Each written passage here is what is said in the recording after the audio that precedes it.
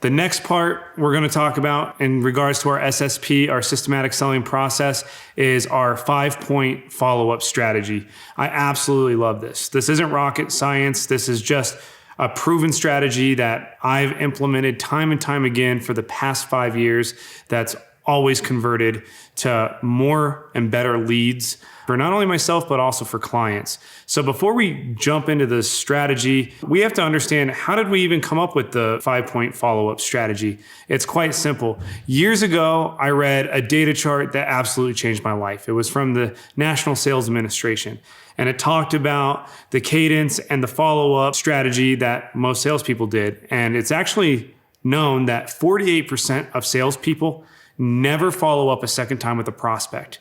Absolutely insane, because further down in this data, most sales happen between the 8th and 12th touch point. So think about that. If 48%, almost half the competition, isn't following up with the prospect, and 80% of sales happen between the 8th and 12th touch point, just by following up, you already have a competitive advantage. So that's all nice. When I first saw this data, it was intriguing. Did it really work? Well, through the last 5 years, I can confirm that those data points are almost spot on. For the last 4 years, when I'm selling marketing services, it mostly comes between the 7th and 11th touch point. And that's actual data I can confirm.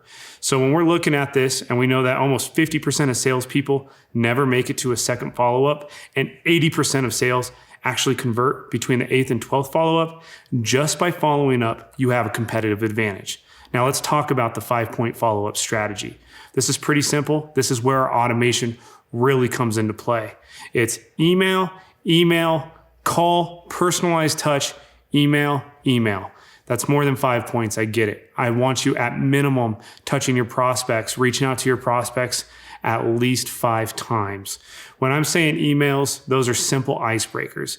Emailing your prospects at scale in an automated form is just an icebreaker. Sending that second follow-up email, again, outbeating 48% of the competition in terms of sales, just by sending that email, is huge. And then a personalized touch point. What do I mean by that? A personalized phone call, right?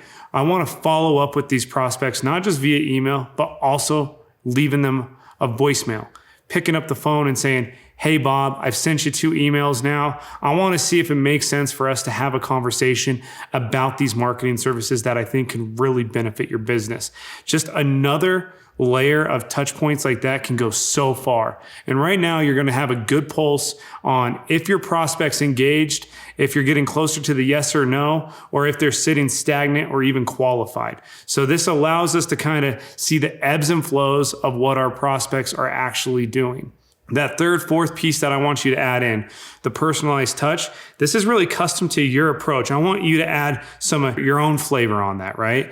I might send a LinkedIn message. I might send them a postcard. I've actually sent personalized letters just to get a meeting because it was that important to me.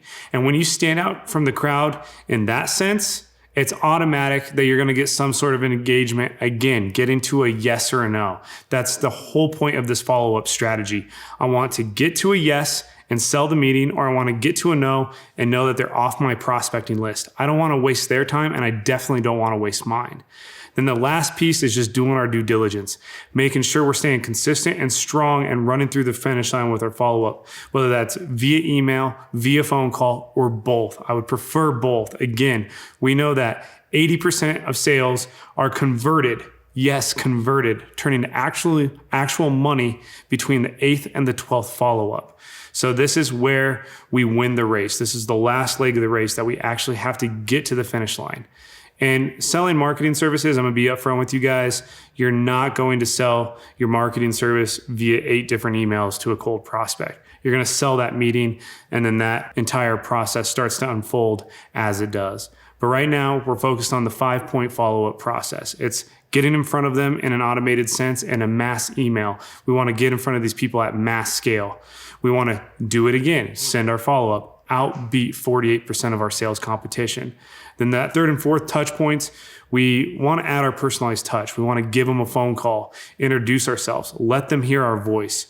We want to send a postcard, send a personalized letter, maybe show up at their work one day and say, hey, guess what, Kelly? I've emailed you a few times, was in the neighborhood, wanted to see if we could set up a time to chat about marketing, whatever your pitch may be. And then that last point of the 5-point follow-up is just running through the finish line. This is really where we're going to find out truly if our prospects are qualified or not. We want to make sure that the 5-point follow-up strategy gets us to a yes or gets us to a no.